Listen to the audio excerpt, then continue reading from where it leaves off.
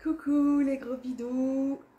Vidéo un peu inattendue pour moi parce que je pensais pas refaire une vidéo de bilan de mes tarots à la fin de l'année, les tarots les plus utilisés, mes tarots préférés, mes gros coups de cœur. Mais à force de voir des vidéos sur ce thème, différents types de tags et tout, j'ai eu envie de me lancer aussi en faisant un petit mélange des différentes choses que j'ai aimées dans différents types de tags et différents types de vidéos. Et ce que j'espère faire aussi, en particulier, c'est vous raconter mon histoire avec ces tarots, comment je les ai trouvés, comment j'observe aussi que ça fonctionne chez d'autres personnes, tout ça. Donc il va y avoir toute une série de liens, en particulier dans la boîte de description. J'espère que ces liens vont vous permettre de découvrir plein de choses et de terminer l'année sur cette touche de légèreté, d'envie, de curiosité, d'ouverture d'esprit. N'hésitez pas à suivre le chapitrage pour vous orienter dans la vidéo s'il y a des moments qui vous intéressent un peu moins. D'ailleurs là, c'est les annonces techniques. Désolée, je vis dans un appartement sans chauffage, donc je ne peux pas faire l'impasse sur une aération poussée, donc sur le bruit qui vient avec. Donc désolée pour le bruit de fond, si je fais pas ça, en fait je fais pas de vidéo, donc voilà, ça fait partie du truc. Deuxième petit update, cette fois-ci c'est pas technique, c'est par rapport au fait que ce mois de décembre, ça devient une tradition. J'avais le principe d'un petit vlogmas, donc c'est des vidéos plus improvisées qui sont un peu plus régulières qu'à d'autres moments de l'année. J'ai eu un bon gros rhume, finalement ça m'a bien cassé, bien retardé quand même sur ce projet-là. Donc si vous suivez cette vidéo au moment de sa mise en ligne, oui, la vidéo au niveau de l'analyse des cartes de la cour, donc avec les reines et les rois, ça va venir. Il y a encore d'autres choses que j'ai en tête sur ma liste, je vais peut-être pas tout faire, mais ça viendra. Mais je ne vais pas non plus vous charger la fin décembre pour tout faire rentrer dans ce thème, donc peut-être que ça viendra début janvier, mais je ne vous oublie pas, j'ai ma liste. Waouh, je change de position et je me aperçois que le ciel est quand même vraiment super joli par ici, il y a un beau ciel d'hiver. Et alors la petite info, là, rien à voir, qui va pas du tout intéresser les gens qui me suivent pas d'habitude, c'est que vous aurez constaté, parce que vous l'avez commenté sur mes dernières vidéos, je suis très contente de ma nouvelle perruque qui me permet de dégager un peu le front, c'est pas le style que j'ai d'habitude, et en plus, mon CED est quand même très aléatoire, donc en ce moment je ne suis pas trop allergique au maquillage. Donc le temps d'une vidéo, je peux me remaquiller un peu, ce que je fais avec plaisir, donc j'aime bien, ça un peu comme ça à flemme. Et c'est cool. Bon, mes rouges à lèvres ont des siècles, et donc après je fais quand même des réactions au rouge à lèvres, mais c'est pas forcément une réaction cosmétique, c'est une réaction au fait que je suis quelqu'un de craque. Je suis certaine que vous entendez le bruit des voitures, mais je me demande si vous entendez aussi les moineaux ou mes anges, parce que ça c'est vraiment trop mignon. Et Bablut qui les adore.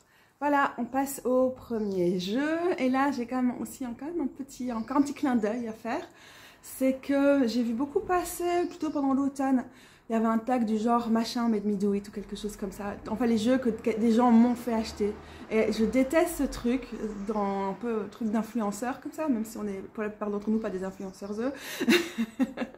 Mais ce truc de « Ah, j'ai vu tel tarot chez telle personne, donc tel machin m'a fait faire ça, quoi. » Genre, tu ne perds pas non plus ta capacité de choisir dans un monde consumériste. Et donc, j'ai pas voulu faire ce tag parce que je trouvais que c'est chouette de raconter l'histoire de ce qui nous a influencé quand même à acheter nos jeux. Et souvent, c'est regarder des vidéos, c'est voir en pratique ce que ce jeu donne chez certaines personnes. Tout ça peut vraiment nous faire des découvertes et voir le jeu à travers le regard de quelqu'un et tout, c'est intéressant, mais j'étais quand même je suis un peu mitigée par rapport à ce genre de choses, mais je vais quand même vous raconter un peu cette histoire. En tout cas, qu'est-ce qui a fait cette petite étincelle qui fait que j'ai craqué pour des jeux, en particulier celui-ci, c'est un tarot que j'envisageais pas de prendre à la base, et aussi dans les top 5 des tarots de l'année 2023, j'ai vu dans la vidéo de Kelly Bear, qu'elle avait à cette espèce de truc de dire « Oh, celui-là, je l'ai acheté à tel moment » ou « On me l'a offert à tel moment », c'est arrivé dans ma vie quand j'étais en train de traverser ça. Quelque chose qu'on peut aussi parfois trouver dans Candy Soul and Soul parle de ses expériences avec les jeux. Et en fait, il y a des moments, c'est pas du tout ça qu'on a envie. On a envie de vidéos beaucoup plus rythmées, qui vont droit au but par rapport aux jeux. Mais en fait, je vous parle tellement de ces jeux au cours de cette année-ci que ça peut être assez sympa aussi de peut-être ramener autre chose qui va moins ressembler à une review, même si celui-ci, c'est clair, je vais faire une review bientôt, et qui va plus vous ramener dans ma relation avec ce tarot. Je surveille Bablu du coin de l'œil parce que j'ai une porte ouverte là-bas et je n'ai pas trop envie qu'elle aille toute seule sur le balcon. Ce tarot, donc, c'est le Tarot of the Holy Spectrum, et donc il nous fait un joli petit effet miroir. C'est la découverte de l'année, c'est le coup de cœur de l'année. Je ne sais pas si c'est le tarot que j'ai plus utilisé, peut-être pas, mais c'est vraiment un tarot qui m'enchante. Ça, c'est le Infinity Edition de Starro. Bon, elle est un peu plus glossy du coup, là, devant la fenêtre, c'est pas ce qui passe peut-être le mieux. Mais sinon, en vrai, ça, les couleurs sont telles que je ne suis pas du tout dérangée par un effet luisant ou comme un effet brillant mais de faible qualité. C'est pas du tout ça qui est là. Donc j'ai l'Infinity Edition. Ok, enfin Infinity. Je suis un mélange de franglais un peu spécial de ma prononciation. Et je me souviens distinctement avoir vu une vidéo de review de ce jeu. Peut-être que j'en avais vaguement connaissance avant, mais où j'ai vraiment bien regardé les cartes et tout. C'était quand Carrie Malone, qui est la créatrice du Spacious Tarot, elle l'a décrit, elle était en mode waouh, quel énorme coup de cœur. Et nous raconter son histoire avec ce tarot. Et j'étais quand même assez sceptique. J'étais genre, bon, pas du tout mon univers visuellement. Et de fait, j'aime beaucoup moins les couleurs dans l'édition classique, originale. Mais c'est quand même rigolo qu'il y a quelques années, je crois vraiment avoir regardé quand même la vidéo en entier parce que j'étais très intriguée par ce qui avait séduit Carrie Malone, qui à l'époque était quand même plus présente en blog et tout ça. Et donc, c'est quand même une personne, et qui est toujours d'ailleurs une personne très agréable à suivre dans le domaine du tarot, un peu en dehors des modes et tout, et avec une expertise et une pratique assez intéressante. Et donc j'étais, mais pourquoi? J'étais intéressée par le fait de savoir que c'était la personne avec qui vit Lindsay Mack qui a créé Starro, parce que je pense que même si à l'époque je ne suivais pas encore de trop près le travail de Lindsay, j'étais au courant de ce qu'elle faisait. Mais voilà, c'était juste, ok, encore un tarot avec des personnes minces. C'est quoi cet univers? Parce qu'en fait, vous savez, j'aime beaucoup moins les tarots qui sont créés avec, de façon exclusivement digitale, avec un travail d'illustration. Enfin, je sais pas, juste les tarots qui sont créés de façon assez digitale et du travail d'illustratrice, je sais pas, ça m'intéresse moins. Alors, c'est pas une critique ni rien, c'est juste pas du tout ce qui me parle au niveau artistique. Et là, on a un travail d'une personne, je pense, que la personne qui a créé Starro est graphiste, mais en même temps, au final, c'est ça qui me parle vraiment dans celui-ci, ce que normalement j'aime pas, mais parce que pour moi, mais c'est complètement subjectif, mais il y a un niveau artistique, une intelligence artistique aussi, qui est extraordinaire dans ce tarot. Dans cette capacité à transmettre en très peu de symboles des idées très complexes. Et parfois, il y a des tarots qui sont comme ça, ok, il y a peu de choses, et on passe du coup à côté du message. Il y a quand même beaucoup de tarots où parfois j'ai trop d'éléments et ça peut me disperser. En même temps, j'aime encore assez bien parce que ça m'assure que je vais avoir quelque chose à quoi m'accrocher intuitivement. Mais celui-ci, alors vous allez me dire, mais avec ses couleurs et tout, il n'a rien de minimaliste. Mais en même temps, il y a vraiment une façon de dessiner l'essence de la carte. Peut-être pas, parce que les cartes ont tellement de facettes. Est-ce que quelqu'un va un jour vraiment dessiner l'essence des cartes? C'est un peu réducteur quand on dit ça.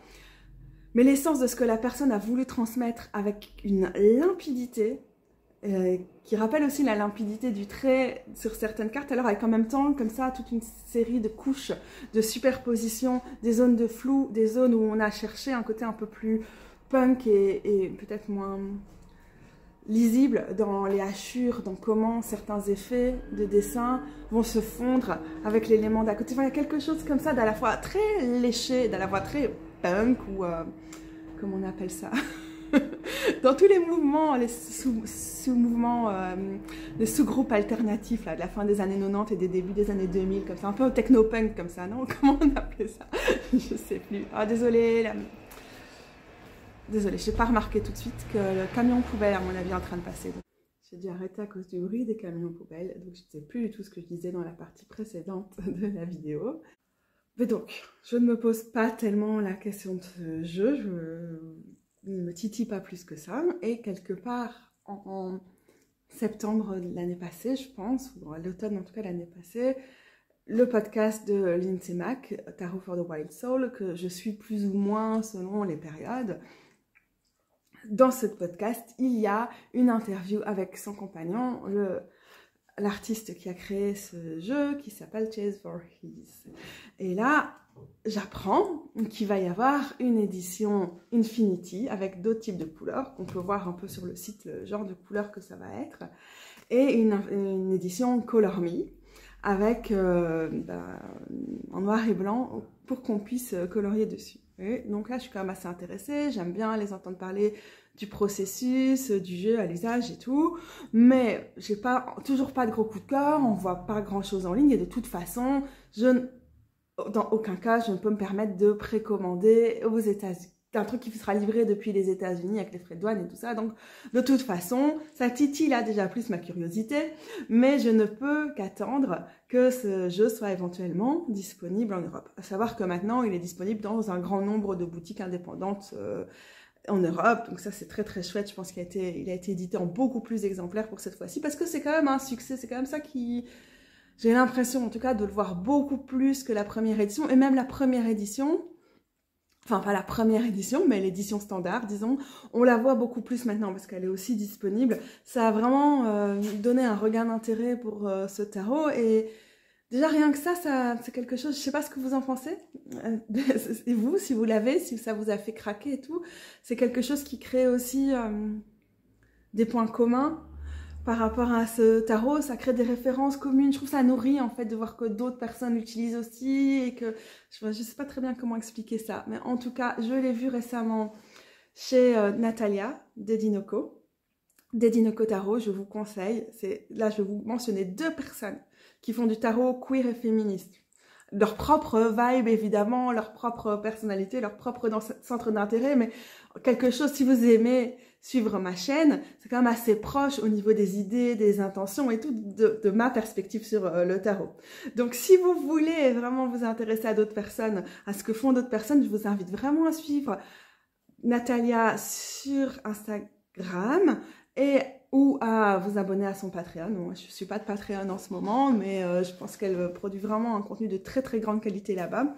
Et j'ai vu récemment qu'elle proposait un usage de ce tarot-là. Et je sais pas, ça m'a fait plaisir en fait de me rendre compte que pour les gens de la communauté qui pratiquent un tarot féministe et tout, il touche pas que moi. Je sais pas comment expliquer ça. Mais bon, bref, j'ai aussi vu un article excellent, très très bref sur Instagram, de Atropia Tarot, qui parlait de la Reine d'Épée, qu'on a vu il y a peu dans ce tarot. Et j'ai vu qu'elle avait... Voilà la Reine d'Épée. Elle avait l'édition précédente. Donc encore une fois, je serais vraiment intéressée de voir ce que les personnes trouvent dans les différents types d'éditions. À savoir qu'Atropia Tarot a sorti un podcast qui a l'air extraordinaire. Je ne l'ai pas encore écouté parce que pour l'instant, je ne suis pas trop dans la découverte de podcasts et tout, mais je vais d'office m'y mettre. C'est super chouette. C'est quelqu'un qui a une expérience de radio alternative. C'est un podcast aussi avec quelqu'un qui a de l'expérience et sa perspective sur le tarot, en tout cas de ce que j'en suis via la newsletter notamment et tout, est vraiment chouette. Donc, je vous conseille. Et ça me fait plaisir aussi de voir les gens qui travaillent avec ce tarot-là.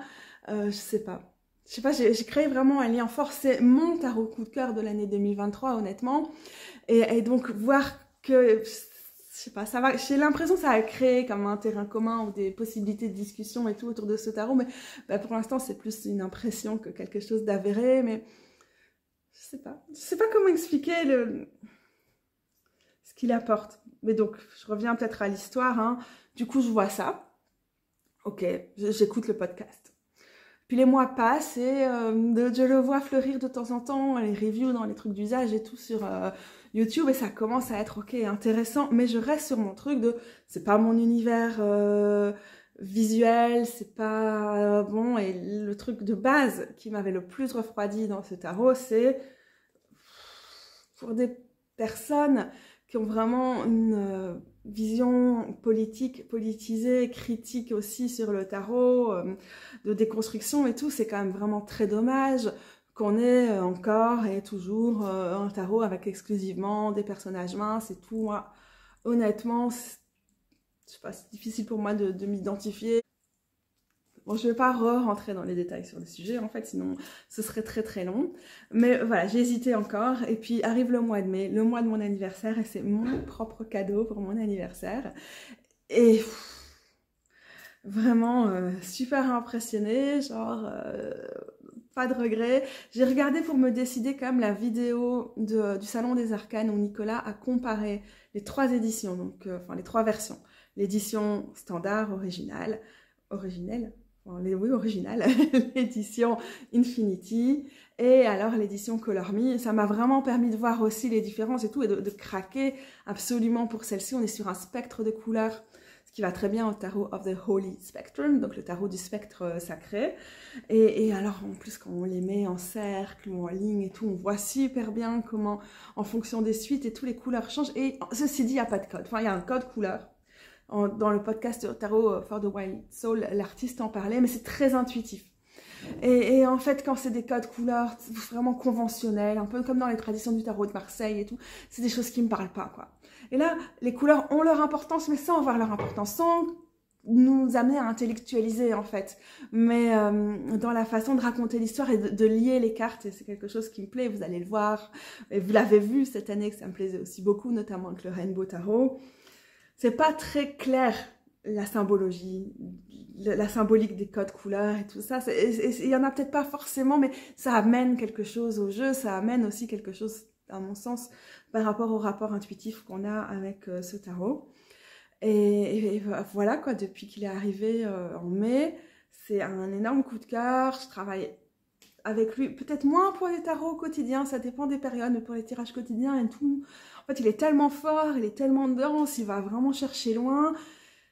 Il peut fonctionner comme un tarot généraliste pour tout type de questions et tout, mais il est vraiment très très bien en introspection, en allant chercher, nous aider à aller chercher derrière nos surfaces, à aller dans nos souterrains, à aller dans nos recoins, à s'interroger sur nous-mêmes, et pas forcément avec une optique que j'aime moins, de développement personnel, qui vise à nous améliorer et tout, mais avec une optique de cheminement, d'évolution, un truc complètement pas linéaire, pas productiviste, pas capitaliste, genre il faut qu'on arrive à ça, qu'on soit la meilleure version de nous-mêmes, ou un truc comme ça, quelque chose de beaucoup plus doux, de plus réparateur, de plus guérisseur, qui me fait me sentir extrêmement à l'aise avec lui. Je suis nettement moins convaincue par les figures. Je les trouve très très belles, mais je sais pas ce qui... J'aime moins les couleurs, je trouve qu'elles dénotent un peu par rapport au spectre qui a été fait sur le reste du jeu.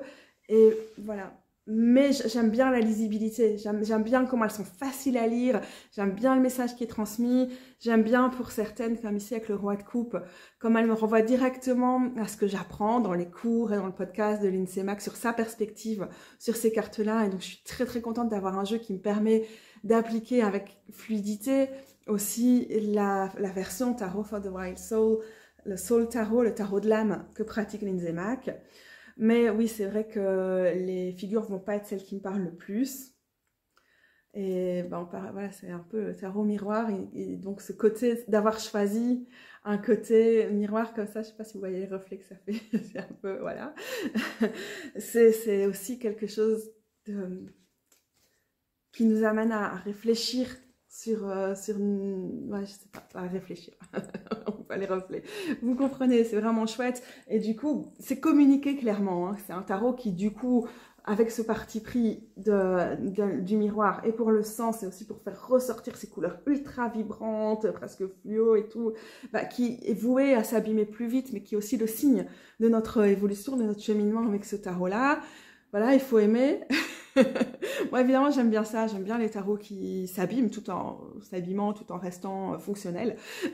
Et donc, voilà, ça me plaît qu'ils prennent les marques et tout. Ouais, bon, là-dessus, c'est sur des reviews que vous allez plus aller pouvoir chercher des réflexions sur ce sujet. Ou bien, je remettrai le lien de Nicolas qui a donc la boutique Le Salon des Arcanes où vous pouvez acheter ce tarot pour avoir plus de détails sur ces aspects-là. Je pense pas que c'est le but d'en parler maintenant. Et comme il me reste plus que 4 cartes, je pense, avant d'arriver à la fin de ce carte à carte, j'en profite pour continuer.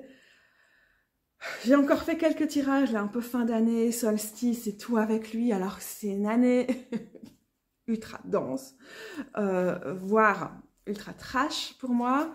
Et ça m'a vraiment fait du bien. Il y avait la façon dont les cartes s'interagissaient avec le lieu, avec la situation et tout, c'était très très très très fort et je les garde en tête, je les garde près de mon cœur en fait, ces cartes et toute la transformation qu'elles proposent. J'ai reçu un SMS de ma maman, donc je vous écrivais, qui me dit qu'elle quitte la ville près d'où elle vit, où elle était allée faire un truc avant de venir nous voir, parce qu'on va aller manger avec elle et ma soeur ce midi. Donc je ne sais pas encore si je vais commencer autre chose maintenant. Elle a 3/4 d'heure de route, c'est pas non plus, c'est la Belgique, hein, et on est proche et en même temps tout est un peu long. Petite parenthèse, je pense, sur le fait que ça me fait toujours un peu rigoler, parce que quand je réfléchis trop à des vidéos, parfois je les mène même pas bien, je sais même pas de les faire, parce que j'ai tellement pensé à tout ce que j'avais envie de dire. Tu sais, un moment où vraiment dans mon cerveau, c'était genre, toi, oh, je vais dire ça, je vais faire les liens avec ce que dit telle personne, et gna gna, oh, je vais linker ça, et tout, ça va être super intéressant. Mais quand j'ai trop réfléchi, après, j'ai plus cette spontanéité du moment où la réflexion naît et tout, à vous apporter ici, et en fait, j'aime nettement moins ça, j'aime bien quand les vidéos sont vraiment en mode... le premier jet de mes pensées aussi, hein, le mode fouillis de pensée, vous avez dans beaucoup de mes vidéos et tout. Donc là, je suis déjà un peu frustrée en mode « Ah, j'avais envie de dire ça sonne moins bien maintenant !» Et voilà, c'est la vie. En tout cas, un tarot dont j'étais vraiment pas convaincue à la base. J'étais plus intriguée par cette version Infinity, mais la conclusion, en tout cas, de ce truc sur mon coup de cœur tarologique de cette année, c'est que comme toujours, on a beau avoir des esthétiques, des principes, savoir vers quel type de tarot on est attiré à la base, quand même un truc qui fait partie de la magie, de notre rapport au tarot, en tout cas quand on est des collectionneurs œufs et qu'on en a pas mal et tout, c'est vraiment ce truc de parfois être complètement prise, cueillie, accueillie par un tarot qui a priori va pas du tout correspondre à ce qu'on cherche, et en même temps il est là et ah, waouh, ok, c'est lui en fait, c'est ça, c'est vraiment un truc qui me plaît beaucoup aussi. Ok. J'essaie de me maquiller, mais en fait, j'arrive pas à faire genre. Et alors, je vais pas boire pour pas faire couler mon rouge à lèvres et tout. Donc au final, ça donne rien. Voilà. Pas une vraie fille, moi. Je fais un peu les trucs n'importe comment. Le Witch's Wisdom Tarot, le tarot de la sagesse des sorcières. Encore un truc, vous allez vous dire, waouh, c'est vrai, c'est pas une surprise parce que Katou, on t'a entendu en parler blindé cette année. Sarine, tu viens dans le cadre peut-être parce que t'es quand même mignonne. Voilà, je change légèrement l'inclinaison du téléphone parce que Shawin, c'est la plus jolie. Ok, le tarot de la sagesse des sorcières que j'ai donc dans sa version en anglais. Quelle histoire et quelle merveilleuse découverte pour cette année. Alors celui-là, je ne l'ai pas mis dans l'ordre parce qu'il ne faut pas abuser, c'est quand même pas mon genre. J'ai regardé, hein, je l'ai acheté en 2020. Et en 2020, je l'ai acheté parce que, en fait, tout d'abord, je l'ai vu sur Instagram et je me souviens avoir vu un texte sur la carte du 10 de Pentacle. Enfin, du 10 de terre. Ici, on n'a pas les pentacles, on a les associations élémentaires qui sont reprises pour chacune des sites. Bon, je vais pas si je vais la trouver au moment où j'abandonne, elle arrive. Le 10 de terre, je vois ça sur Insta en 2020. Je me fais waouh, c'est quoi ce tarot? Waouh! Et donc je vais quand même vous mentionner parce qu'on est un peu aussi dans le principe de cette vidéo sur quel Instagram je l'ai trouvé et j'ai recherché pour être sûre de pouvoir vous donner la référence. C'est une personne dont l'Instagram s'appelle Morgane, enfin, ça s'appelle @mojoglo. Je vous mets les liens en dessous. Elle s'appelle Morgane Glover et j'ai aussi l'occasion d'écouter cette personne à un moment dans un podcast de In Search of Tarot, un podcast vraiment aussi très très cool sur le tarot. Rythmocrate. Et voilà, donc une perspective très intéressante et tout. Là, je me suis dit, mais waouh, c'est quoi ce tarot? C'est quoi cette interprétation qui me permet de sortir de ce que je peux penser habituellement de la carte? Waouh, ok, d'accord. Et à ce moment-là, je pense qu'il venait de sortir, je commence à le voir sur le compte en particulier de Dawn Michel. Et à l'époque, elle faisait des vidéos régulières sur son journaling avec le tarot, et donc son journal aussi où elle s'inspirait d'éléments du jeu pour créer. Sawin, tu n'es pas obligée de tout casser, mon cadeau pour ma maman, méchant chat.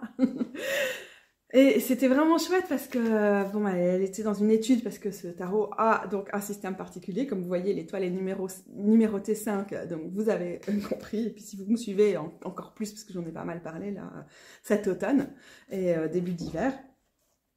Mais j'étais genre, waouh, mais ces dessins, parce qu'en fait c'est Danielle Barlow qui a créé les dessins, c'est une artiste située en Angleterre. Et je la suivais déjà, je connaissais oracle indépendant, même si j'avais jamais été très intéressée, peut-être un peu trop Wiccan ou pas trop ma perspective, mais j'aimais bien ces cartes postales. J'avais déjà reçu des cartes d'elle de la part de Beth en Angleterre, et j'aime bien les utiliser en déco aussi, tellement j'adore ces illus.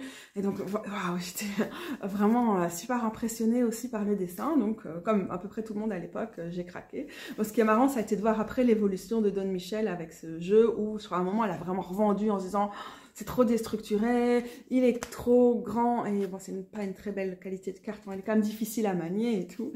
Donc elle-même a été en mode non, ça fonctionne pas. Et moi, bah, j'ai eu ça aussi. J'étais donc déjà un peu, quand je l'ai reçu, parce que je l'ai commandé assez rapidement, c'est vraiment trop joli pour passer à côté. Quand je l'ai reçu, j'étais d'abord, en fait, ce côté déstructuré ne me parle pas du tout. Donc c'était il y a 3 ans et demi, mais j'étais vraiment, je comprends pas, j'aime pas, il y a un truc genre la civilisation c'est le mal, il faut quitter la ville et tout, mais c'est quoi ce truc idéalisé comme ça et en même temps un peu classiste, un peu, je sais pas, c'était un peu, c'était chelou, ça m'allait pas. Il m'a vraiment fallu du temps pour mieux comprendre c'était quoi la perspective des créatrices et aller vers lui. Donc ça, c'était l'histoire début 2020. Et alors, je le prenais avec moi à la campagne, parce que tous les, je sais pas moi, tous les 2 mois, c'est pas rare que j'aille passer une semaine chez mes parents à la campagne. Et là, je trouvais qu'il répondait vraiment pas mal, mais du coup, je trouvais que c'était un tarot qui détestait la ville, quoi. Il était anti-urbain en ville, alors que vous savez que à Bruxelles, je passe du temps dans la forêt de Soignes, dans les cimetières qui sont des havres de biodiversité et tout. En vrai, je suis beaucoup dans la nature en ville, mais vraiment, il fonctionnait pas, quoi. Puis bon, je m'étais dit qu'avec cette version déstructurée, d'avoir changé certains noms, d'avoir mis l'arcane majeur à l'envers et tout, j'allais plus l'utiliser comme un oracle. Et ben, en fait, j'avais du mal. En ville, je lisais le texte du bouquin, j'étais genre, je ne parle pas du tout, c'est quoi ce blabla? Vraiment, mais impossible. Alors qu'à la campagne, même en l'utilisant en mode oracle, plutôt que tarot, parce que c'est un tarot un peu oraculaire, enfin un peu, voilà, il est entre les deux, parce que la structure du tarot est tellement déconstruite que on peut parfois être plus à l'aise à l'utiliser comme un oracle que comme un tarot, mais bon voilà, je dirais qu'en 2023 j'ai appris à l'utiliser comme un tarot, et ça me permet aussi de gagner en fluidité aussi dans ma façon d'utiliser des tarots, je pense. Mais bon bref, à ce moment-là, je pense en 2021, mais donc je l'ai eu pendant 1 an, je l'ai pas trop regardé, j'étais perturbée, ça n'allait pas, et puis en 2021, je pense 2022, il y a une vidéo du moment où je l'emmène à la campagne et je l'y laisse, donc je pourrais la trouver et la linker aussi. Je me suis dit, ok, ce tarot-là, et toute une série d'autres tarots en fait, je vais les laisser à la campagne. J'ai aussi mon hôtel et tout dans ma vieille chambre, réorganisée d'ailleurs, c'est vraiment assez sympa. Et là, c'était quand même vraiment un plaisir de l'utiliser parce que c'est un tarot qui va être très agréable pour travailler avec les esprits des lieux, pour faire des pèlerinages à certains lieux de culte ou en tout style, qui ont une résonance, que ce soit parce que c'est des lieux de pèlerinage historiques ou que ce soit juste parce qu'on sent qu'il y a quelque chose, quoi. Et voilà, donc là c'était vraiment chouette et j'étais tout à fait satisfaite de le laisser là parce que ça me permettait de l'utiliser comme un oracle, qu'il ait une fonction d'oracle vraiment nickel et de plus avoir cette frustration que j'avais à ne pas pouvoir l'utiliser en ville. Donc j'allais en rester là vraiment avec lui. Et puis 2023 a été le gros bordel hyper traumatisant et difficile que ça a été. Et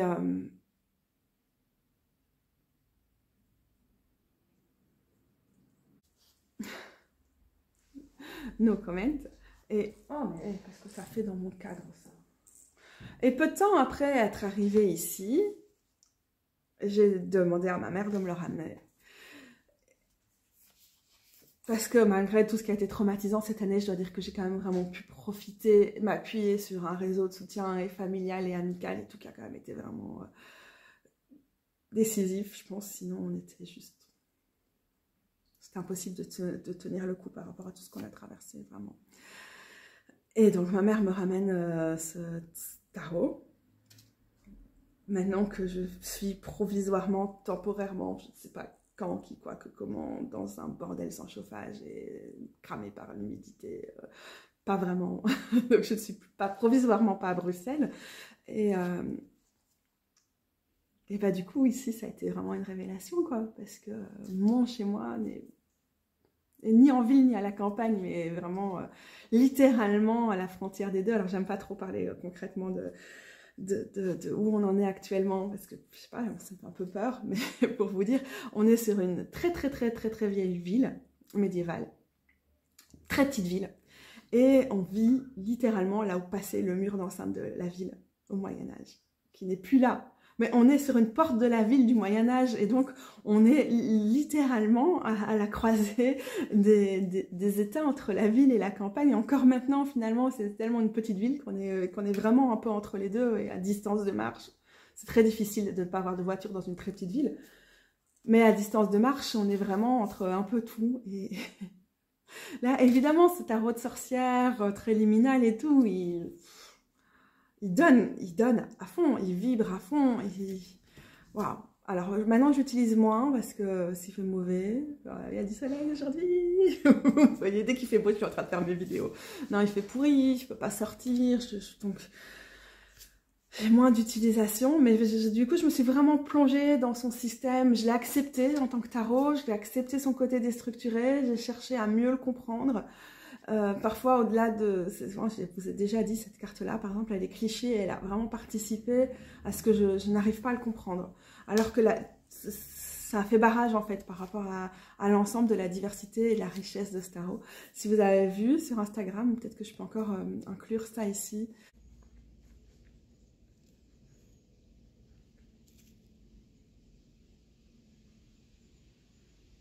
Essaie de pas faire caca dessus, s'il te plaît. Je suis très aimable. Un moment, j'étais dans un bois et j'avais tiré cette carte avant d'y aller. Et il y a plein de petits scarabées à la période où les châtaignes sont au sol et tout. Et je posais ça pour faire une photo par terre à côté d'un scarabée. Et le scarabée a marché sur la carte pour venir se poser ici. C'était incroyable. À ce point-là qu'il vibre avec les écosystèmes dans lesquels il se trouve et où moi je suis amenée à trouver ma place. Ou bien accepter ma place plutôt, parce que bon, c'est encore un truc d'humaine de dire qu'on trouve sa place dans ces écosystèmes, mais non, en fait, on accepte juste notre minuscule place qui n'est pas plus importante que celle d'un scarabée, quoi, finalement.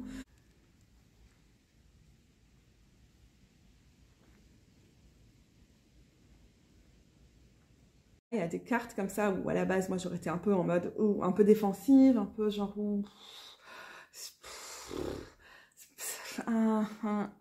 mais qui résonne bien quand même avec les esprits du lieu, avec voilà, encore une fois, je n'ai pas trop envie de rentrer dans les détails sur l'histoire de l'endroit, pas maintenant, pas voilà, trop de non, mais c'était c'est un beau cadeau que me fait ce jeu finalement de 3 ans et demi après être rentré dans ma collection, enfin m'inclure finalement, je pense, dans son univers et m'inviter aussi à m'ouvrir à un nouveau lieu. Essayer de le comprendre. C'est encore un travail en cours, évidemment. Ça prend du temps. Non, je crois qu'on n'arrête jamais. Mais c'est un de mes coups de cœur de l'année. Alors, c'est un tarot que j'ai depuis longtemps. Et c'est vraiment cette année que je l'ai enfin découvert pour ce qu'il était, accepté pour ce qu'il était et adoré pour ce qu'il était. Et je vous ferai un moment une review en vous parlant de comment je le comprends et comment je l'utilise, parce que je sais que beaucoup de gens sont comme moi, comme j'étais au début, en mode comment on utilise ce truc. Mais je le ferai, je le promets. Vous allez dire, ça fait déjà 4 mois que tu nous le dis à chaque fois que tu fais une vidéo, Katou. Mais oui, je ne m'engage pas à le faire là, maintenant, tout de suite. Peut-être au printemps, quand je le réutiliserai peut-être un peu plus. Oh, vivement la fin de l'hiver. Oh, j'en ai marre de ce temps. Vraiment. Oh, quel bonheur. Quel beau tarot.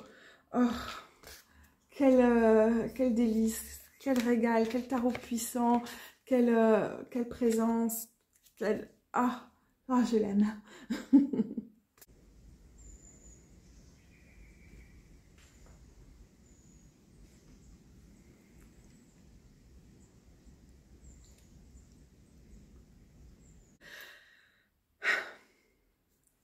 Pause pour moi et je reviens après avec... Est-ce que vous avez deviné quel va être le 3e jeu?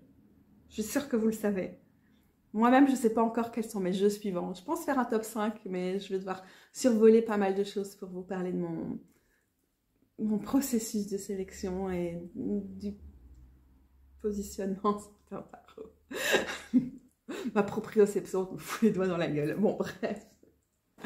Le prochain, vous devez savoir, parce que j'ai été assez transparente sur mes coups de cœur de l'année, je crois, et sur les tarots que j'utilisais beaucoup. C'est... Mais oui, sans grande surprise, c'est le Rainbow Tarot. Quel bijou, et une histoire un peu similaire à la précédente, un tarot avec lequel j'ai eu du mal un peu à m'habituer, à nouer une relation, à me voir dedans. Puis au moment où la pratique a fait que c'est né, c'est devenu, mais super rapidement, un de mes incontournables, un de mes favoris absolus. Alors, c'est quoi l'histoire de celui-ci? En fait, je suivais l'artiste sur Instagram, mais tout au début de la création de son tarot, je pense. Est-ce que je l'ai découvert via le tarot ou pas? Je ne saurais pas vous dire avec certitude. Mais donc, parce que tout l'univers de cette créatrice est extraordinaire, donc il y a beaucoup de choses qui sont susceptibles de m'attirer dans sa page. Mais c'est sûr, parce que je suis remontée dans ses archives et j'ai vu que j'avais liké ses premières images autour du tarot. Donc quand j'ai découvert ce tarot-ci, c'est sûr que quelque part dans mon esprit, je savais que cette personne s'apprêtait à créer un tarot. Mais ça a pris du temps, donc j'ai complètement oublié. Je n'étais pas du tout au courant de la sortie du Rainbow Tarot. Et c'est Lidéric, un pote, qui s'en est commandé 2 au moment de la sortie. Et donc comme il y en avait un en trop, il me l'a super gentiment donné. Donc c'est quand même une relative découverte parce que je ne m'attendais pas à ce que ce tarot me trouve.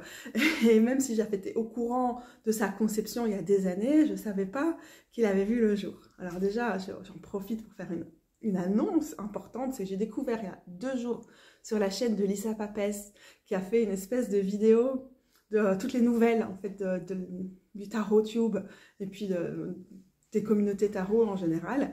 Et j'apprends qu'au mois d'avril ou de mai, on ne sait pas encore exactement, ce tarot va sortir en version mass market. À l'heure actuelle, il est en précommande sur Amazon Belgique pour 18 €. Donc par rapport à la version ici indé, ça va être vraiment très très accessible. Je trouve aussi que c'est... Donc j'ai vu circuler des contrefaçons, je les ai vues de mes propres yeux aux petits riens qui n'ont aucun scrupule à mettre des fakes en vente. Je les vois, ils s'en foutent, je vais leur dire à chaque fois, je les laisse. Ok, bon, bref, la seconde main et la magie des charités de seconde main, enfin bref. Et donc c'est quand même vraiment très très dommage par rapport à ce travail des artistes que les gens ne se rendent pas compte qu'elles achètent des copies, et la plupart des gens qui achètent les copies, c'est aussi des gens qui ne sauraient pas mettre les probablement 60 € que coûte ce tarot. Donc en même temps, il y a quand même ça, un truc un peu triste. C'est vraiment important d'avoir des tarots indés et autopubliés, et c'est aussi ce qui permet d'avoir la diversité énorme qu'on a sur le marché des tarots, parce que jusqu'à il y a juste deux ans, quoi, des jeux comme cela n'auraient jamais été pris par des maisons d'édition mainstream. À l'époque, c'était encore très standardisé. Oula, la mise au point va être un peu compliquée, je crains. Et la lumière du soir. Vous allez peut-être voir la pleine lune poindre le bout de son nez, ceci dit, à un moment, ce serait assez féerique derrière. Ok, donc wow, c'est une super bonne nouvelle, ça va contrer la contrefaçon, et en lui permettant d'être plus accessible, en tout cas, je l'espère. Et en même temps, si vous ne pouvez pas attendre et que vous pensez vous le fournir, je dois dire que la qualité de l'édition indé est tellement extraordinaire. J'essaie de vous montrer les bords qui sont arc-en-ciel, ça passe pas du tout avec mon anneau LED, mais bon, ça vaut le coup, quoi. C'est un de ces tarots, donc j'ai envie de dire que la qualité d'impression, de fabrication, de tout, elle est parfaite. Il n'y a rien à redire à aucun moment. Tout est nickel. Et aussi, c'est une qualité, un format de carte qui, je pense, convient, c'est ni trop petit ni trop grand, donc voilà, ça convient à tout le monde en fonction de différents besoins spécifiques et tout. Bon, voilà, mais bon, bref, tout ça pour dire, il sort en mass market, wouhou. Bon, l'idée nous a donné ça, j'étais genre très très beau, ok, magnifique, mais à l'époque, j'avais encore un mal fou à lire avec des tarots qui étaient très très inspirés du Rider-Waite-Smith. Alors, c'est pas un clone, je veux dire, il le revisite d'une façon extraordinairement queer et douce et féministe et dans un esprit de célébration et d'originalité et de créativité. C'est complètement une autre proposition, mais en même temps, à l'époque, j'avais encore du mal à lire des tarots qui étaient trop scolaires, un peu Waite Smith, parce que c'était pas ce qui m'inspirait le plus à lire et à analyser. C'était parfois c'est un peu trop descriptif. Bon là, typique. On a un as de bâton qui s'inspire beaucoup plus du tarot de Marseille, mais de façon générale, 90% des cartes sont quand même plus inspirées par le Rider-Waite-Smith, comme vous voyez déjà ici. Mais ça a changé. En fait, j'ai persisté. Au début, je me disais, moi, je vais laisser ce tarot entre les mains de Rose. Et pendant quelques mois, j'ai fait ça parce que je me suis dit, moi, je ne vais pas réussir à lire avec ça. Puis Rose ne l'utilisait pas trop. Donc, j'ai commencé à lui faire une place. Et puis, l'hiver est arrivé. Et comme j'aime les jeux colorés en hiver, je l'ai ramené au devant de ma pratique. Et puis, il est resté au devant de ma pratique. Peut-être je l'ai un peu moins utilisé cet été, oui, je suis cette personne bizarre qui utilise moins les tarots colorés en été, parce que les couleurs sont quand même partout, mais aussi parce que j'avais besoin de tarots qui avaient un autre type de personnalité par rapport à ce que je traversais à ce moment-là, et aussi beaucoup de tarots sur lesquels je m'étais reposée pendant plus longtemps. Donc vous allez voir par la suite, il y a vraiment eu une fracture entre début juillet, où ma pratique du tarot a shifté, mais toute ma vie a shifté. Et puis ici, maintenant, où je recommence depuis probablement un mois et demi, à travailler avec ce tarot-ci, peut-être à reprendre mes marques aussi. Et donc là, maintenant, tout de suite, je ne saurais pas vraiment dire quand le coup de foudre a eu lieu. Si je regardais mes vidéos de la fin de l'année passée et du printemps, je pense que ça se voit très clairement. Je crois que je commençais à l'aimer beaucoup plus quand j'ai fait une review en décembre de l'année passée, et que c'est vraiment la pratique qui fait que j'étais genre, waouh! Il me répond bien, je me sens vibrer, je me sens aussi vue, aussi au niveau du style vestimentaire.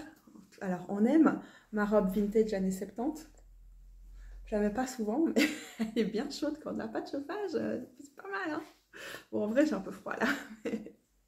Voilà, c'est kitsch. Ouais, c'est sympa. Ah, elle était beaucoup plus gaufrée en bas avant. C'est vrai qu'elle a quand même perdu sa forme. Mais bon, je ne nettoie pas, nettoyer à sec. Bref. Je me sens assez vue dans le côté parfois presque déguisé. Bon, dans ce cas-là, carrément. Mais de certains personnages qui s'habillent avec un tel style.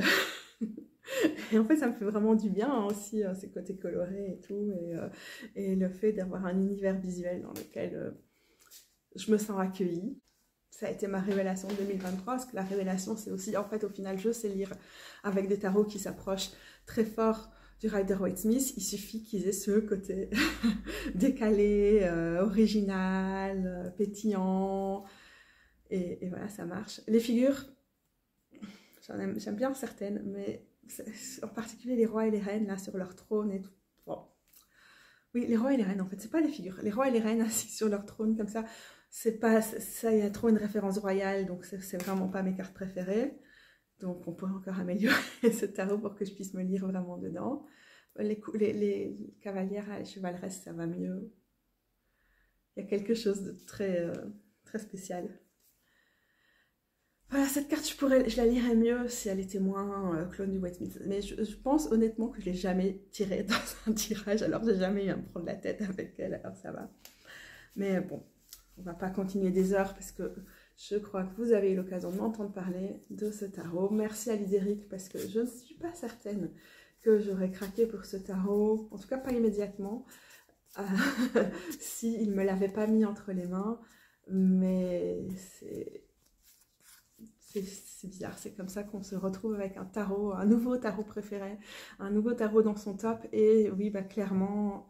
Les 3 tarots que je viens de vous montrer, c'est des tarots qui, cette année, se sont fait une place dans mon top, du top des tarots. Et je ne peux pas m'empêcher de souligner, de remarquer et de souligner pour vous le côté très coloré de ces 3 jeux, de façon très différente.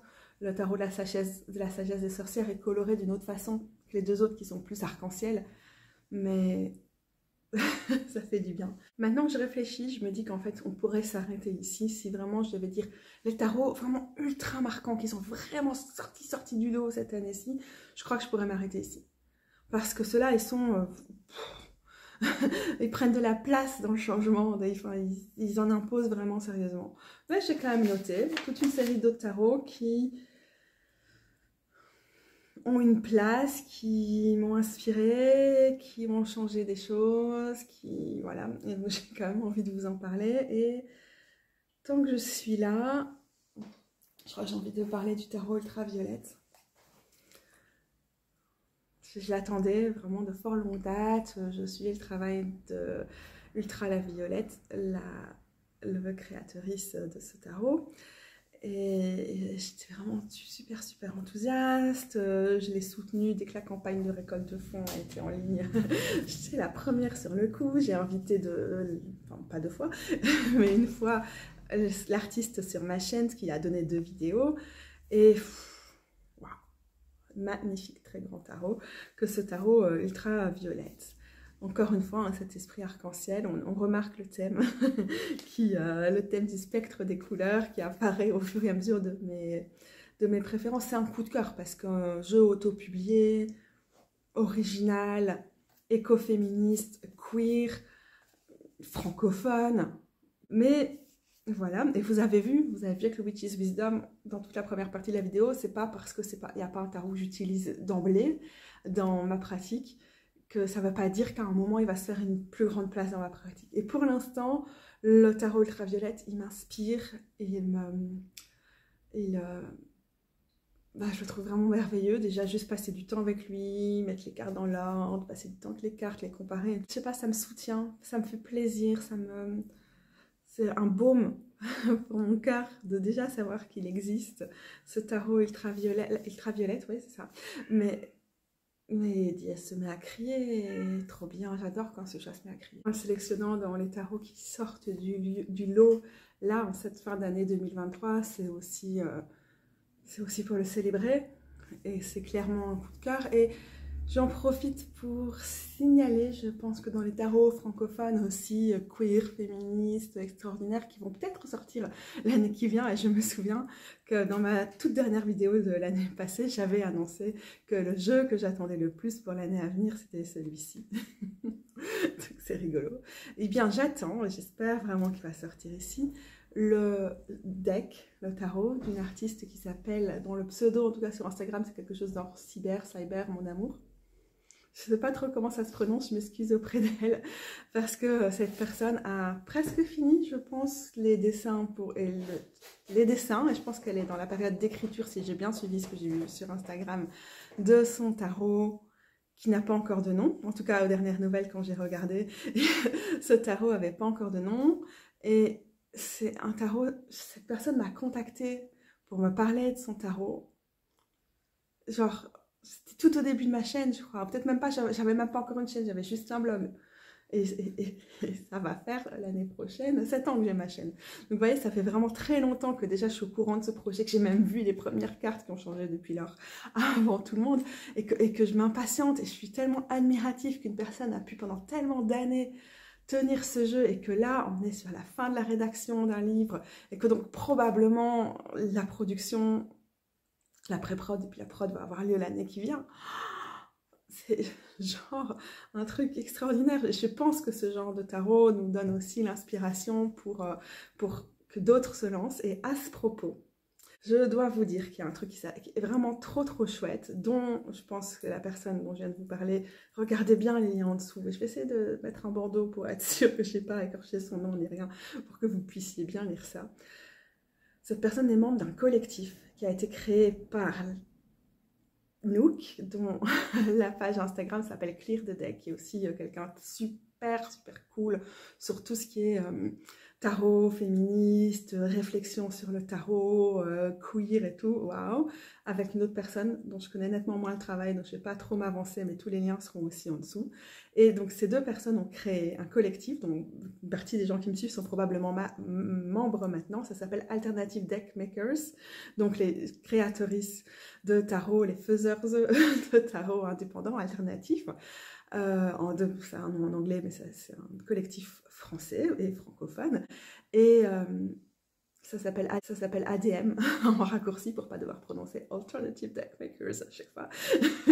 et voilà, il y a une vidéo de présentation sur leur YouTube. Suivez les liens, cœur, c'est formidable. Et ce collectif continue à organiser plein de choses dans l'année qui vient. Leur Instagram est déjà super riche sur leur perspective, leur idée de soutenir. Et de soutenir tellement sur toute la ligne les personnes qui créent des tarots et des oracles alternatifs. Et je ne sais même pas comment expliquer c'est quoi leur démarche, tellement j'ai juste envie de mettre plein de petits cœurs partout. Désolée, j'écorche un peu tous mes mots.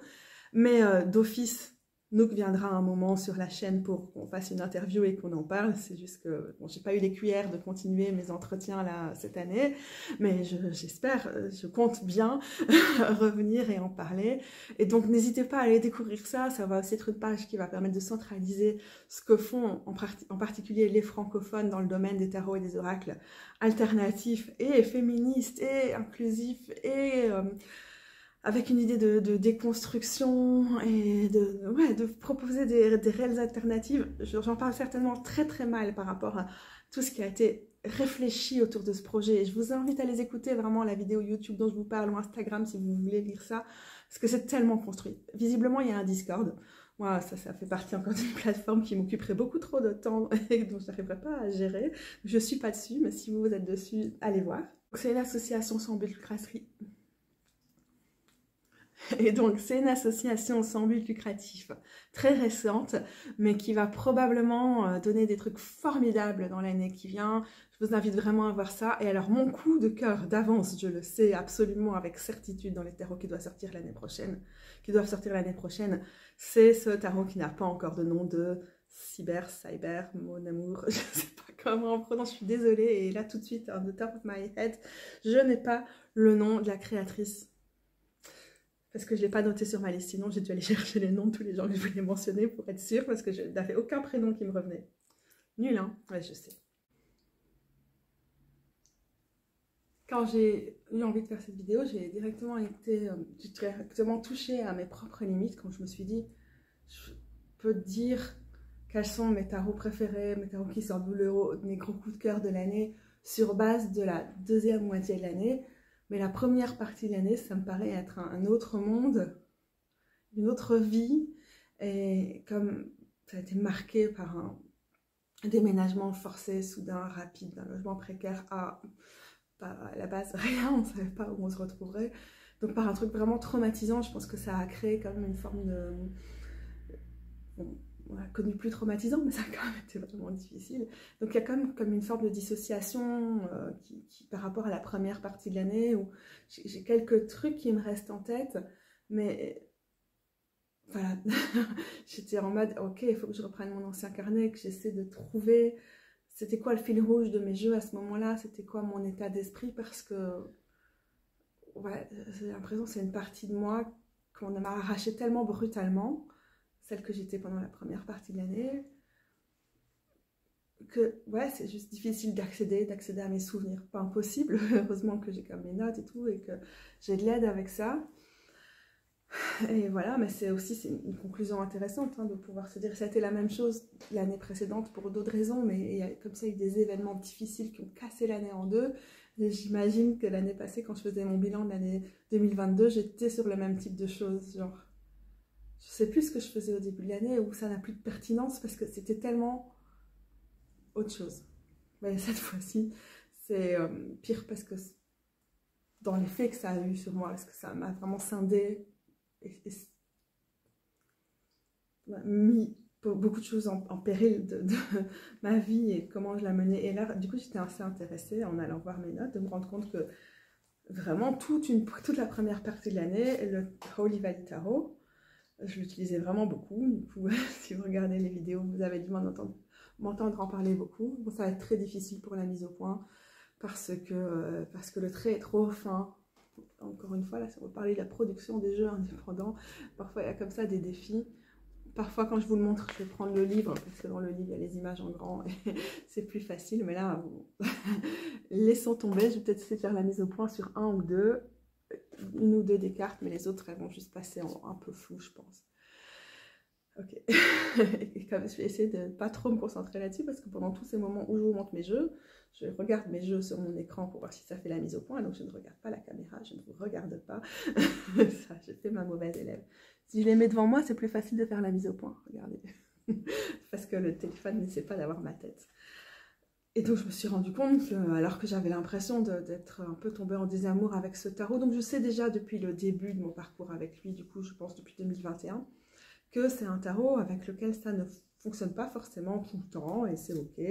Quand je suis dans des phases où je suis avec lui, j'y suis à fond, mais le reste du temps, il est tellement spécial qu'il est limite illisible. C'est vraiment, c'est très Très bizarre comme fonctionnement, mais donc je l'ai beaucoup utilisé. Et comme je le disais dans ma vidéo de bilan sur les tarots, enfin pas de bilan, ma vidéo sur les tarots d'hiver en début d'hiver, je pense que c'est un tarot qui va plus se prêter au mois de janvier, février, une fois que les fêtes seront passées, et donc ce côté, oh j'essaie de ramener des lumières, fêter le solstice en ramenant des lumières, et que je vais certainement être dans un côté beaucoup plus dépouillé. Oh, ça me fait penser au lieu, à certaines des traditions locales. Donc, no comment, parce qu'après je serais complètement intarissable si je devais parler de tout ça. Et donc c'est marrant parce que peut-être que si j'avais fait cette vidéo en mai ou en juin, je vous aurais dit oui, ça c'est un des tarots marquants pour l'instant 2023. Et maintenant, ça me paraît tellement loin, je ne l'ai quasiment pas utilisé depuis lors, et quand je l'ai utilisé, je n'étais pas forcément connectée. Ça me paraît être une autre vie, mais du coup pour vous raconter l'histoire du Hollow Valley, j'avais vu les campagnes de récolte de fonds et tout, je fais ok, intéressant, mais vraiment pas pour moi. Trop noir et blanc, trop compliqué à lire, avec cette petite collection à chaque fois de symboles et tout ça. Regardez-moi cette page de coupe comme elle est magnifique. Oh, il accroche fort la lumière, hein. Je vais peut-être baisser. Non, ça va être trop sombre. Et du coup, j'étais vraiment pas convaincue. Jusqu'à ce que les gens commencent à recevoir, je pense, le Kickstarter ou quelque chose comme ça, et je me rends compte sur le profil, j'ai noté son nom parce que j'avais oublié, Instagram de la personne qui s'appelle Éphémère2, qui est aussi très chouette pour une perspective féministe LGBTQI+, friendly sur le tarot, sur Instagram. Enfin, je pense qu'elle poste nettement moins maintenant, mais c'était vraiment intéressant. Cette personne a reçu ce tarot, et là je l'ai vu complètement différemment en le voyant une fois imprimé. C'était un gros coup de cœur. Je pense que je l'ai commandé sur le Salon des Arcanes. C'était le Roi de Coupe à l'époque, cette boutique. Et voilà, c'était surtout un coup de cœur de l'année, du coup, je crois, en 2021, je l'ai reçu. Vous allez me dire, non, maintenant c'est 2022, je sais plus. 2021, je crois. Et voilà, donc tout ça pour aussi en profiter en me racontant l'histoire de jeu, voilà, qui me parlait, que je trouvais beau sans voir comment je pourrais moi l'utiliser dans ma collection. Puis je l'ai vu chez quelqu'un, j'ai fait mais bien sûr.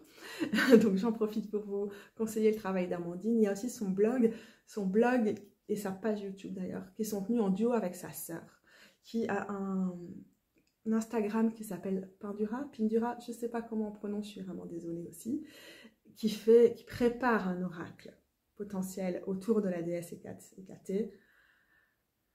Extraordinaire. Son travail, son dessin, ses œuvres sont aussi magnifiques. Donc encore une francophone à suivre au niveau de la création, peut-être, on l'espère, d'un oracle.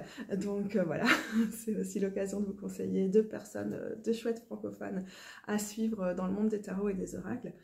Et je me rends compte que je crois que je ne vous ai pas dit que parmi les personnes qui ont créé le collectif alternatif Deckmakers, là, dont je vous ai parlé tout à l'heure, Anouk, est aussi une créatrice d'oracle. Elle a créé un oracle qui s'appelle Clear the Deck Lenormand, qui est un Lenormand sur les pirates, autour des pirates. Alors vraiment, moi j'ai arrêté d'acheter des Lenormands parce que je sais qu'au final je ne les utilise pas, mais sinon j'aurais trop craqué parce qu'il est vraiment chouette. En allant dans mes archives, j'ai aussi réalisé qu'au début de l'année, j'avais pas mal utilisé un tarot fleuri, qui pour le coup je trouve vraiment chouette à utiliser en hiver. Je ne sais pas pourquoi, allez savoir, c'est le Herb Crafter. Définitivement pas un coup de cœur de l'année ni rien, parce que c'est un tarot que j'ai depuis longtemps et que j'aime bien, mais qui n'est pas dans mes préférés. J'ai pas d'atome très crochu avec lui. Oh, par contre j'adore la carte du peuplier. Oh là, voilà, c'est mieux pour voir l'image. Mais voilà, bon, je sais pas pourquoi j'ai sorti du coup, mais juste, c'est clairement pas un coup de cœur. C'était marrant de se rendre compte qu'en fait je l'ai utilisé plus que ce que je croyais. Je vais faire en vitesse encore deux catégories dans les jeux que j'ai envie de mentionner, je pense. Un tarot que j'ai utilisé tout au long de l'année, mais aussi dans les moments qui étaient plus difficiles, en particulier cet été, c'est le Wild Unknown, le tarot des mondes enchantés, blablabla, inconnu.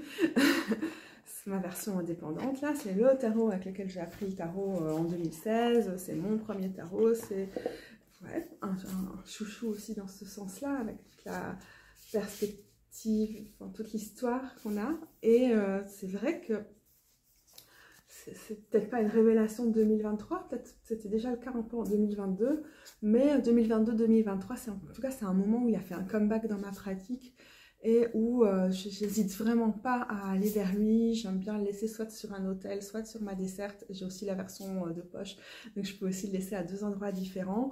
Mais c'est de redevenu un régulier dans ma pratique. Parce que ça n'avait quand même pas été pendant quelques années. On a ce lien affectif, cette histoire qui est assez forte. Et donc, ça pourrait quasiment être un coup de cœur de l'année, dans le sens, bah oui, les retours qu'on n'attendait pas, qu'on espérait peut-être pas, mais qui en même temps font qu'il y a des classiques qui restent des classiques. Et les tarots que je vais vous montrer maintenant, c'est ça. Alors, est-ce que c'est des gros coups de cœur, des tarots qui sortent du lot? Parce que non, parce que je pourrais presque le dire tous les ans, mais c'est les classiques qui restent indémodables. Et que même quand on s'en lasse un peu, peut-être c'est la même chose avec le Hollow Valley que je vous montrais avant. En fait, on peut compter sur eux. Non, en fait, ici, c'est plus fort encore que ça.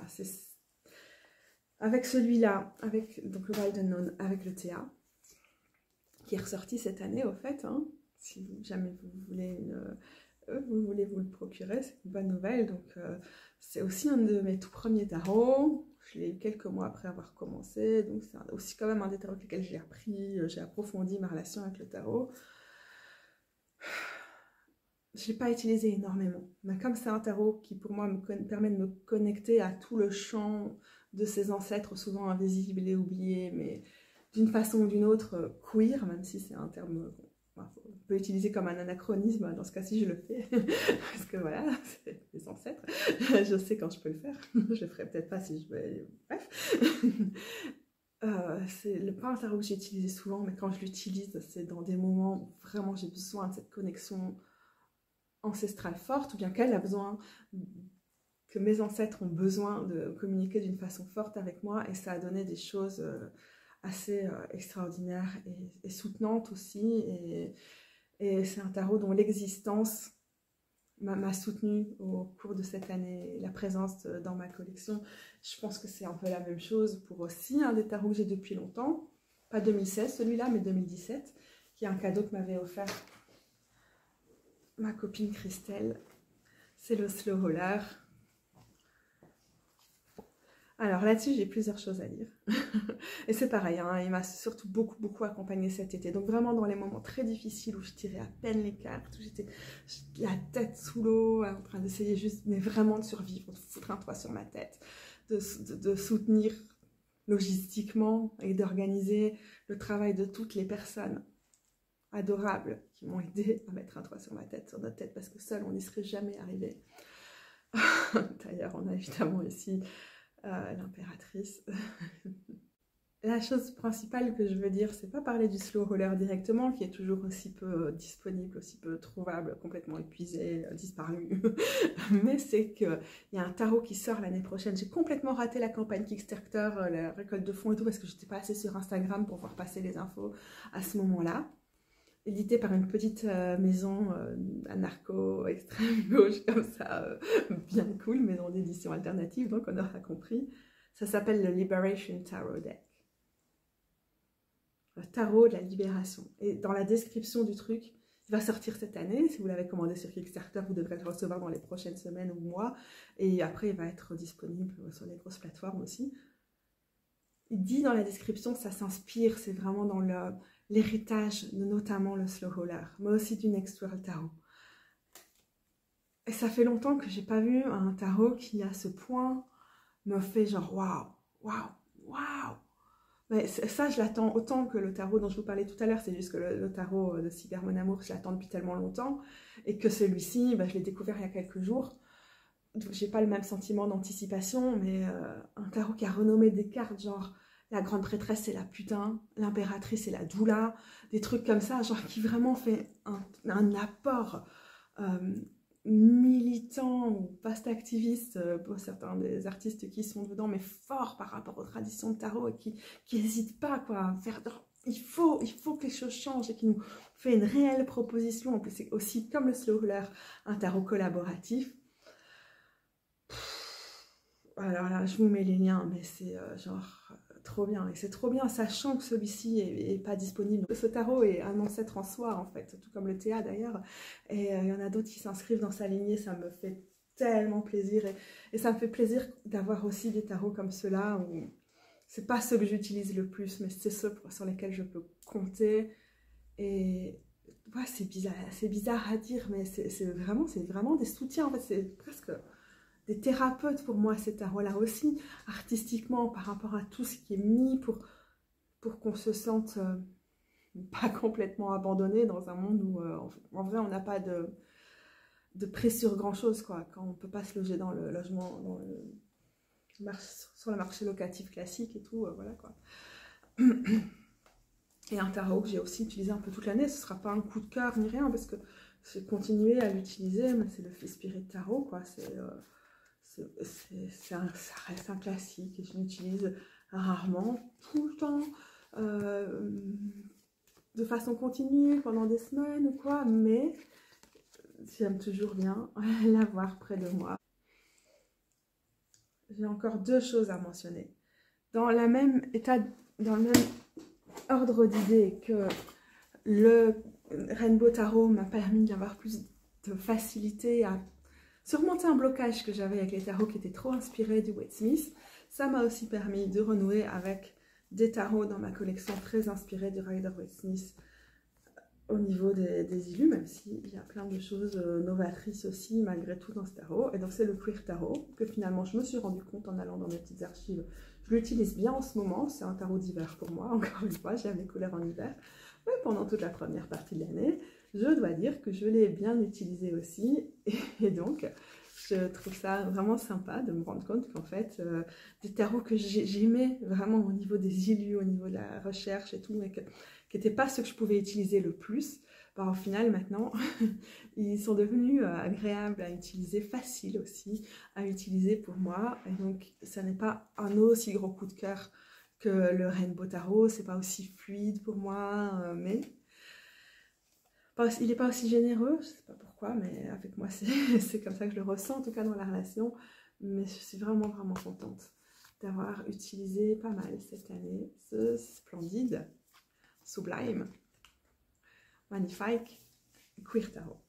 Et enfin, je vous disais, avec le Liberation Tarot Deck qui s'inscrivait, qui se revendiquait dans sa description d'être dans la lignée et du Slow Roller et du Next World, ben, je me suis rendu compte d'un truc en lisant toutes mes notes de l'année, mon carnet où je répertorie mes tirages jour après jour. J'ai beau vous dire souvent en vidéo, en fait, le Next World, je l'adore, mais je l'utilise pas si souvent que ça. Qu'en réalité, le Next World Tarot, et si c'est ma version modifiée sans les titres, mais je pense qu'elle va être plus facile à vous montrer là. Oui, non, elle est trop brillante, non, ça va. En fait, le Next World Tarot, c'est un tarot, en réalité, finalement, comme le Fifth Spirit, que j'utilise toute l'année, plus pour des tirages à plusieurs cartes que pour des tirages quotidiens à une ou deux cartes. Mais pas que pour des grands tirages, en fait, je peux aussi l'utiliser quand même pour d'autres types de tirages, d'interrogations. Et ça me fait du bien parce que je l'aime beaucoup et que, en fait, je crois que je me mens moi-même et que je me mens un peu en me disant « Ah, j'aimerais l'utiliser, mais finalement, je l'utilise pas tant que ça. » Mais si, mais c'est juste qu'encore une fois, c'est pas un tarot où pendant une semaine, je vais utiliser quasiment tous les jours ou tous les 2 jours. C'est plus un tarot qu'en fonction des désirs, des envies, de la situation du moment, je vais aller pécho dans ma pile. Mais au final, sur l'année, c'est un tarot que j'utilise de façon régulière et fiable, sauf quand je suis vraiment en état de crise et que je ne tire pas les cartes. Par mois, d'office, quelques fois par mois, tous les mois, quoi. Et c'est quand même pas n'importe quoi, et c'est pas de n'importe quel tarot quand on a une collection aussi large que la mienne qu'on peut dire ça. Bon, j'arrête de vous montrer des tarots du coup, parce que sinon je regarde à chaque fois la carte sur mon écran et pas vous dans la caméra. Et c'est pas très cool, je me sens super impolie. Je pense que je vais vous prendre avec moi pour aller vous montrer la pleine lune, parce qu'elle est magnifique. Mais je la vois si je me penche. Mais elle ne rentre pas dans le cadre de la vidéo. Il fait bien froid ce soir. Le bruit du coup résonne un peu bizarrement, mais vous voyez là Jupiter et là-bas la lune qui va absolument faire la rebelle à toute mise au point de tout style. Évidemment, on peut compter sur elle. Voilà, c'est une vidéo un peu spéciale. Genre j'ai un concept, mais j'ai pas de concept. Mais je veux raconter des histoires, mais en fait je ne vais pas faire ça pour tous les jeux. C'est encore une vidéo de jeu, comme si j'en publiais pas déjà assez, qu'il n'y en avait pas déjà assez partout. Merci d'avoir suivi cette vidéo. Et si fatiguée. Et si vous me suivez, merci de me suivre. Et si vous ne me suivez pas, que ce que je fais a l'air intéressant, n'hésitez pas à vous abonner. Si vous êtes abonné et que vous tombez sur cette vidéo et que vous vous dites mais Katou, elle publie pas grand chose, vérifiez bien en cliquant sur la petite cloche là en dessous de l'abonnement que vous recevez bien les notifications pour pas trop louper des choses que je publie. Ah, ce sont ces grands moments de solitude en fin de vidéo où je suis fatiguée et donc je pourrais raconter n'importe quoi pendant encore des heures. Mais je ne le ferai pas car je suis une fille très raisonnable. Salut les gros bidous, à bientôt. Bonne fin d'année, bon courage en cette période des fêtes qui n'est pas toujours facile à naviguer, surtout vu l'état du monde en ce moment.